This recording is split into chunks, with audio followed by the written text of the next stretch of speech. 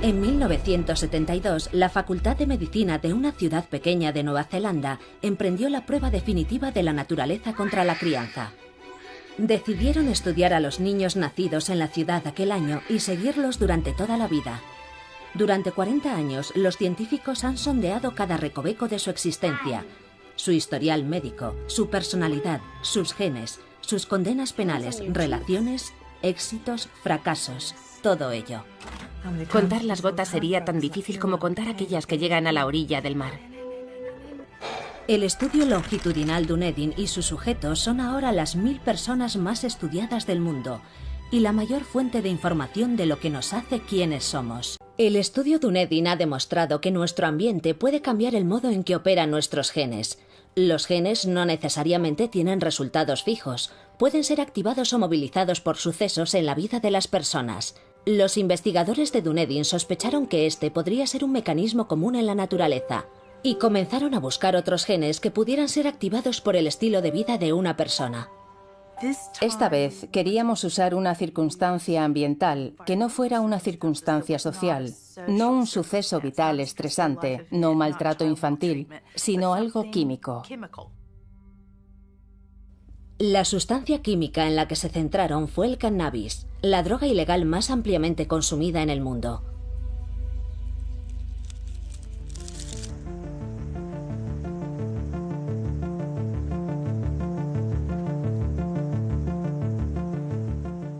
Soy una persona muy amable, pero me gusta pelear.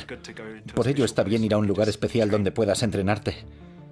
Sí, me gusta pintar, me gusta escribir. La poesía está bien. Un poco de rap. Chris McMurray es un típico chico de 25 años de edad que, como millones de jóvenes, empezó a experimentar con cannabis en sus años de adolescencia. Fumábamos un poco cada 2 o 3 días entre amigos. Y luego empecé a comprar más. Y sí, era un consumidor frecuente. Todos nos divertíamos y, poco a poco, pequeñas obsesiones se hicieron más grandes. Chris tenía 17 años cuando una noche que mezcló cannabis y anfetaminas dio un giro inesperado y desagradable. Había tomado muchas anfetaminas, mucha hierba, y estuve despierto durante unas 4 o 5 noches.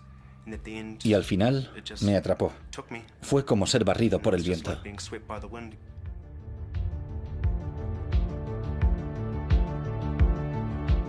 Estaba totalmente maníaco, muy colocado y no lo sé. Superaba todo lo que había sentido hasta entonces.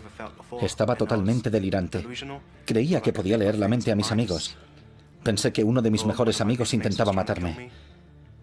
Y entonces pasó un coche blanco y luego uno azul. Luego un coche blanco y luego uno azul. Eran los mismos coches, repitiéndose una y otra vez. Y todo eso me hizo perder el control. A Chris le diagnosticaron psicosis inducida por drogas. Tardé 3 días en comprender que estaba en un hospital. Estaba en cuidados intensivos, miré a la pared y ponía ala de salud mental para jóvenes. Y le dije a la persona que estaba a mi lado, ¿esto es un ala de salud mental? Me contestó, sí. Por desgracia, los síntomas de Chris no desaparecieron. 8 años después, continúa sufriendo de esquizofrenia. Como norma, una persona de cada 100 sufre de esquizofrenia. Sin embargo, un 10% de los miembros del estudio que consumían cannabis de manera regular de adolescentes desarrollaron la enfermedad. Esto es 10 veces el índice esperado. Los investigadores de Dunedin sospecharon que algo más estaba interactuando con la droga que la volvía especialmente problemática para los jóvenes consumidores. Pueden imaginar que la gente es muy reticente a creer que fumar cannabis pueda llevar a alguien a desarrollar síntomas psicóticos, porque hay muchas personas que consumen cannabis y muchas de ellas no desarrollan psicosis. Pero un elemento importante en esta historia son los genes.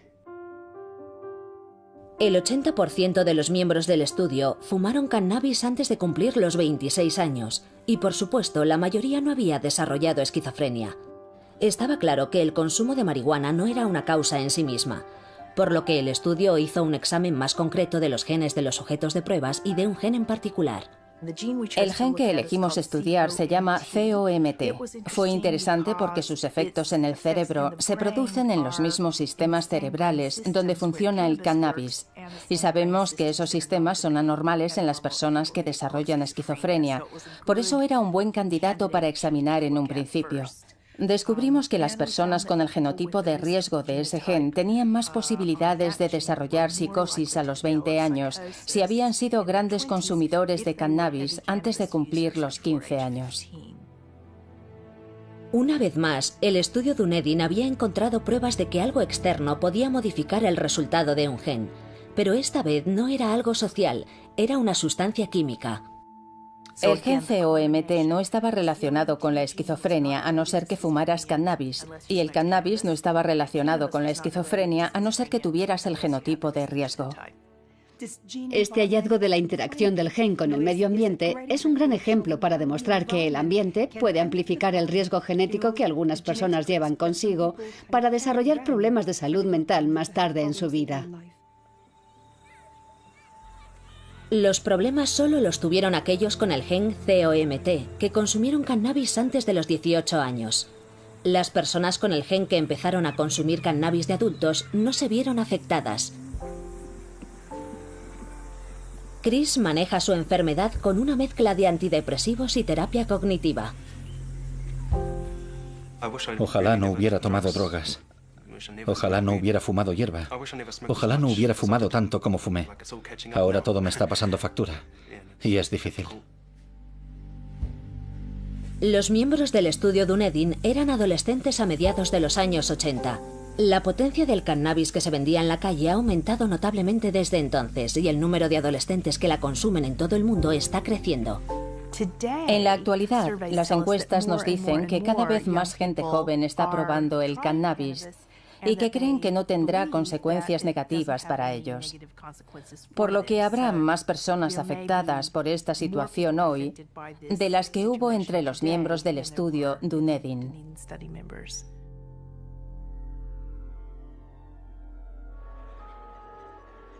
La investigación de Dunedin reveló otra cosa inesperada. La enfermedad mental no es el único riesgo al que se exponen los consumidores de cannabis. El estudio descubrió que fumar cannabis también puede afectar a nuestra inteligencia. A la mayoría de las personas se les ha dicho que el cociente intelectual es algo estable y que una vez que cumples 15 años no te vas a volver ni más listo ni más tonto, pero no es verdad, hay unos cuantos cambios. De nuevo, descubrieron que el cannabis perturba al cerebro en crecimiento. Los miembros del estudio que tenían una historia de consumo regular y constante de cannabis, a largo plazo habían perdido facultades intelectuales, habían perdido puntos en su cociente intelectual.